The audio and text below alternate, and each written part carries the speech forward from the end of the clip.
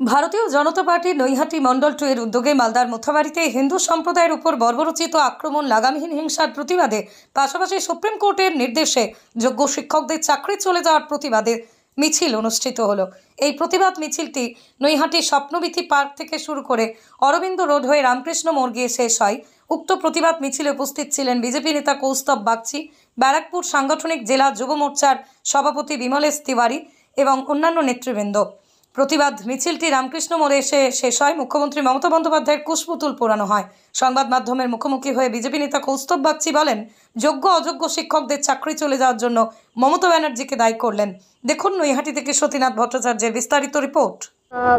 সার্বিকভাবে পশ্চিমবঙ্গের যা পরিস্থিতি আমরা দেখতে পাচ্ছি, একদিকে গতকালকে আমরা দেখেছি সুপ্রিম কোর্টের জাজমেন্টের পরে পশ্চিমবঙ্গে প্রায় 26,000 ছেলেমেয়ে তাদের ভবিষ্যতের চূড়ান্ত অন্ধকারের দিকে চলে গেছে।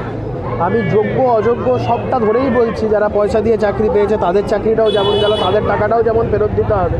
যারা যোগ্য, যারা কোনো দোষ করেনি, তাদেরও চাকরিটা চলে গেল। এবং এই সবটার জন্য দায়ী হচ্ছে একমাত্র মমতা বন্দ্যোপাধ্যায়। এই যে পশ্চিমবঙ্গের বেকার যুবক যুবতীদের তাদের যেভাবে চাকরির জ্বালা, সেই খিদেটা মমতা বন্দ্যোপাধ্যায় মেটাতে পারছেন না, কিন্তু নিজের খিদের জ্বালা মেটানোর জন্য কোটি কোটি টাকা তুলে আজকে পশ্চিমবঙ্গের এই যুবক যুবতীদের ভাগ্য একটা অনিশ্চয়তার মুখে ঢেলে দিল। তো সেই জন্য আমরা প্রতিবাদ করতে আজকে মাঠে নেমেছি। শুধু এখানে বলে নয়, সারা পশ্চিমবঙ্গ জুড়ে প্রতিবাদ হচ্ছে।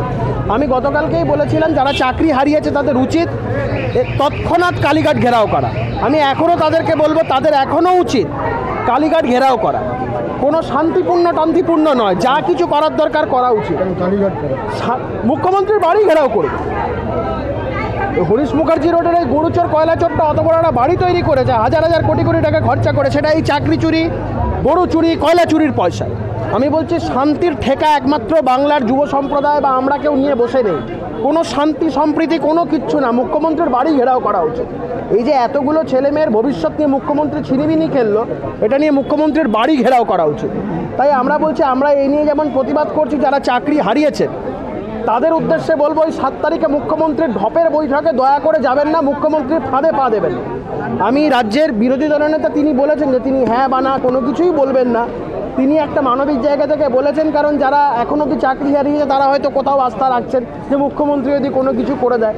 কিন্তু আমি তাদের উদ্দেশ্যে বলবো যে মুখ্যমন্ত্রীর উপরে আস্থা রেখে কোনো লাভ নেই। এই যে সুপ্রিম কোর্টে যে রাজ্য সরকার যে মামলাটা করেছে, সেই মামলাটা ওই দেবাংশু বসাকের অর্ডারে 363 নম্বর প্যারাগ্রাফে বা 64 হোয়াটএভার, ওই প্যারাগ্রাফে যেটা বলা ছিল যে রাজ্য সরকারের যারা ক্যাবিনেটের সদস্য তাদেরকে কাস্টডিতে ইন্টারোগেশন করতে পারে। এই জন্য সুপ্রিম কোর্টে রাজ্য সরকার গেছিল, চাকরি যুব সম্প্রদায়ের যে চাকরি বাঁচানোর জন্য না।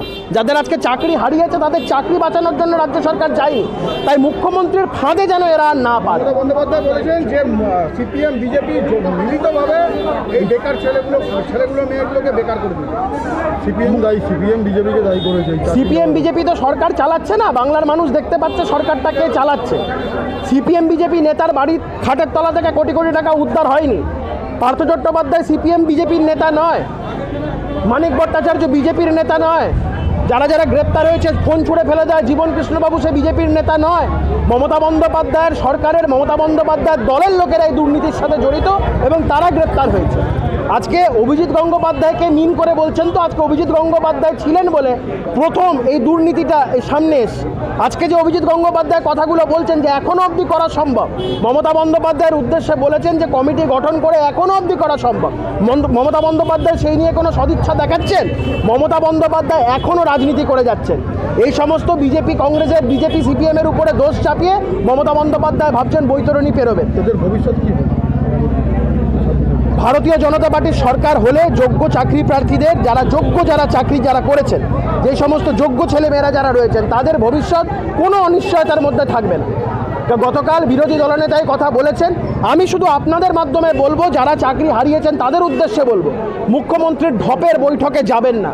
7 তারিখে মুখ্যমন্ত্রী যে ঢপের বৈঠক ডাকছে, সে বৈঠকে আবার মুখ্যমন্ত্রী কোনো ফন্দি আসছে আপনাদেরকে বিপাকে ফেলার জন্য। এই ঢপের বৈঠক, সে বৈঠককে প্রত্যাখ্যান করুন। মুখ্যমন্ত্রীর এই ঢপের বৈঠকের বাইরে পারলে একটা করে মুড়ো ঝাঁটা আর একটা ছেঁড়া চটি নিয়ে গিয়ে মুখ্যমন্ত্রীর উদ্দেশ্যে দেখিয়ে বলবেন যে আমরা আপনার বৈঠক প্রত্যাখ্যান করলাম, আপনার জন্য শুধুমাত্র শুধুমাত্র এই মুড়ো ঝাঁটা আর ছেঁড়া চটি, এটাই মুখ্যমন্ত্রীকে দেখানোর দরকার এবং মুখ্যমন্ত্রীকে এই ভাষাতেই জবাব দেওয়া দরকার। আমি আবার বলবো, যারা চাকরি হারিয়েছেন, ইট ইজ হাই টাইম মুখ্যমন্ত্রীর বাড়ি ঘেরাও করুন, আর হরিশ মুখার্জি রোডে যে গরুচোর কয়লা চোরটা আছে ওর বাড়ি ঘেরাও করুন। আমাদের সরকার এলে এই সমস্ত সম্পত্তি ক্রোক করে যারা যারা টাকা দিয়েছে সবার টাকা আমরা ফেরত দেব। চলো।